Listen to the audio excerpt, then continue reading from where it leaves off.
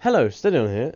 In this video I'm going to be explaining how filtering enabled works, why you should use it, and how it prevents exploiting. So firstly I'd like to lay out some pros and cons of filtering enabled.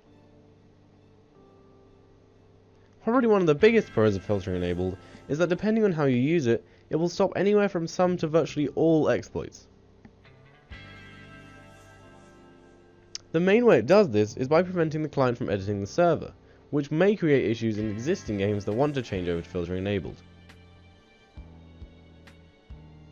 Filtering enabled, when used correctly, will help to prevent any attackers trying to steal scripts or your building from your place using exploits.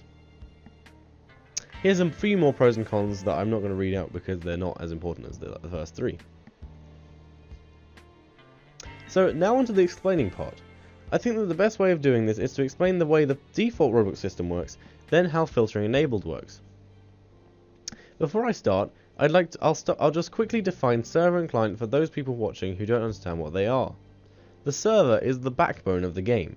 It replicates to all the people playing the game. The server is not in your house, it is with whichever Roblox server you're connected to. The client, on the other hand, is in your house. The client is your computer. In a default Roblox system, the server and client talk backwards and forwards freely. Anything that changes on the client will be changed on the server.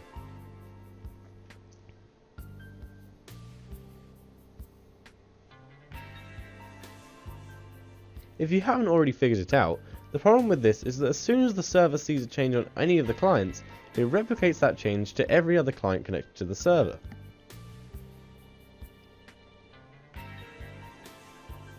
For a developer, this is very useful. It means that you could do something like changing another player's health when they are hit by a sword or gun that the client is holding directly from the tool's scripts.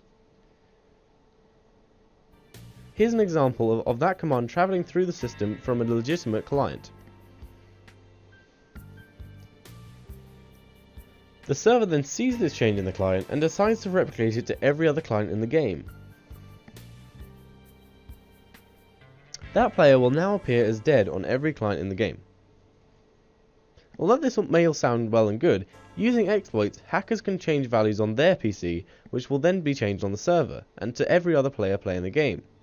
Let's see what happens if the exploiter attempts to change his money value to 10,000. I put a value in the server called money and set it to 0. Anything in the server is also seen by every single client in the game. As you can see, the money value changed to 10,000 from 0. This value is visible to every player in the game.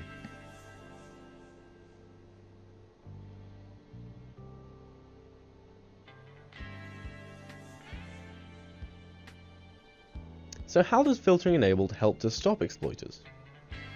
Well, filtering enabled creates a barrier between the client and the server. The server no longer replicates what's on one client to all the other clients. Also, any attempt to change a value or object in another player or the server will result in you being kicked from the game.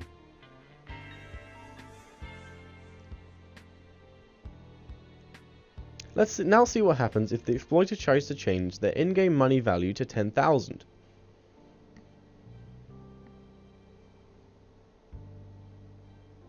As you can see, the command has not been allowed to get through. At this point, it is likely that the Roblox anti-exploit system will remove the exploiter from the game.